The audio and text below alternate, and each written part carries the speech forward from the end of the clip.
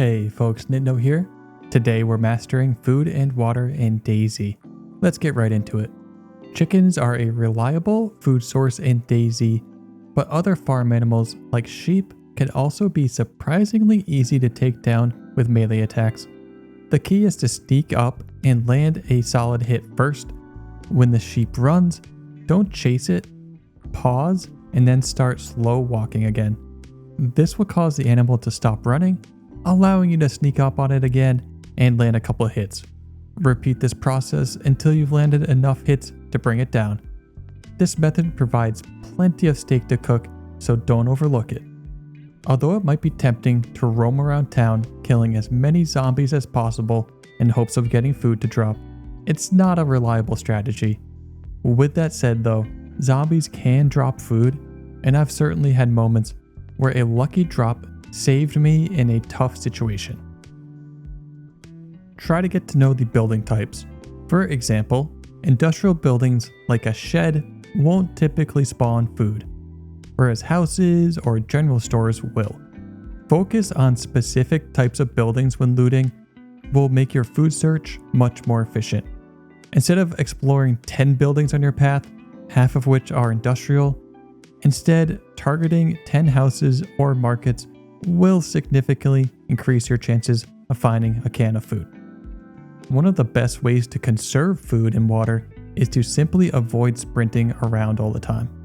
I am so guilty of doing this. I like to sprint everywhere I go, but really the most efficient way is to do a fair amount of walking as well. When your character is sprinting full speed, you burn through your food and water much faster. So if you have the time and patience, it can be advantageous to lightly jog when covering distances while thirsty and hungry. Consuming food or water with bloody hands puts you at risk for salmonellosis, also called food poisoning. You can wash your hands at a water pump, lakes, or with water containers in your hands. Wearing gloves is another way to prevent contamination, and you can even craft improvised gloves using rags. Combine 2 rags in your hands to make improvised gloves. You can put gloves over bloody hands to eat and you will be protected.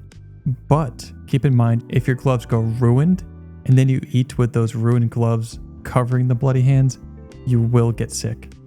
Also, if you take off your gloves and you have bloody hands underneath, you'll still have bloody hands.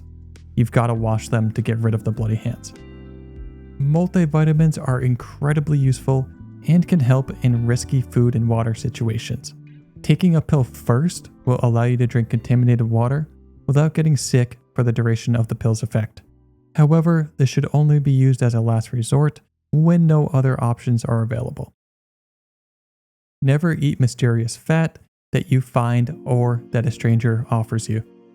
Animal fat and human fat look identical when inspected, and consuming human fat can lead to kuru, a permanent disease that causes uncontrollable laughter and shaking. To stay safe, only eat meat from animals you've personally killed or that comes from a trusted source. Eating cans of unknown food too quickly can cause sickness and vomiting. You'll get the sickness icon, but it will go away on its own with time. Throwing up in this game will make you even hungrier. To avoid this, consume the can slowly, taking only a couple bites at a time. I have found that these cans are best saved for an emergency or for long journeys where you can eat small portions while traveling. Keep an eye out for trees that look like these. The plum, pear, and apple tree will spawn fruit if you hang around the area long enough. I personally find that searching for fruit is not that reliable, but it certainly has helped me in a pinch. Whenever I see a fruit tree, I almost always walk under it, check the ground for fruit, then if I don't find any, just continue on my way. Similarly, mushrooms will spawn if you or someone else are in an area for a couple minutes. This is especially true when people are camping in an area for a long enough time. Keep an eye out for mushrooms. They can be a giveaway as somebody is nearby or was traveling in the area recently. To get the most nutrition from meat, fruit, and vegetables, Bake them over a fire. You can even use an indoor fireplace for convenience. Simply start a fire, place the food on the rack, and keep an eye on it to prevent burning. Baking is the best method for hunger management. Boiling helps preserve hydration, and smoking extends the time before the food will spoil. The cooking pot is an essential item as it allows you to store both food and clean water at the same time. You can drink directly from it when you need hydration and take food out as needed. You can boil the water inside to purify it. It's also perfect for boiling multiple pieces of food at once. Food that's boiled will have additional hydration stats. You can tell the pot is boiling when it starts to steam and make bubbling sounds. The cooking pot spawns in towns and village locations. There is also a small chance to hook a cooking pot when fishing. You can repair a cooking pot with a blowtorch. A cooking stand is a great craft to know how to make. It can be crafted easily with 2 short sticks and a long stick.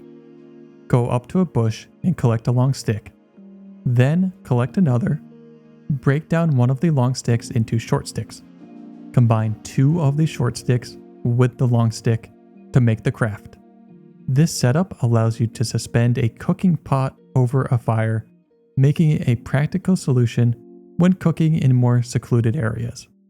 Because it's easy to craft, you can leave one behind and make another one later on when needed. Filling a container at a water pump is much quicker than drinking directly with your hands. Carry a water bottle, canteen, glass bottle, or cooking pot to store water for easier access. You could store water in a gas canister, but it's going to be huge and it's not really that practical. On the DLC map Sakal, there is also a filtering bottle that will automatically purify water. You can even use the filtering bottle directly on snow and it will purify that snow into clean water. There are a couple strategies when it comes to managing your food. Some people feel that there's no need to wait until your status turns yellow, just eat and drink whenever you have food. Other players like to min-max and wait until your status turns yellow. The reason behind that is technically by the numbers, you'll get more nutrition out of your food when you are in the yellow. It's really just up to you. The flip side to that is when your character's health dips into the yellow or red, you become more vulnerable to illness and disease. What I personally do as a strategy is to consume food immediately when I find it. Then, if I'm in a stable position, I'll keep 1 or 2 extra cans of food and a full water bottle in my inventory as backup. I personally don't want the dude that kills me to have a grocery store full of items. I'm going to eat most of my food and then just leave like 1 extra can. Check the video on the left for more DayZ tips. Subscribe to the channel and snipe the like button. Peace. As always, take it easy. Peace.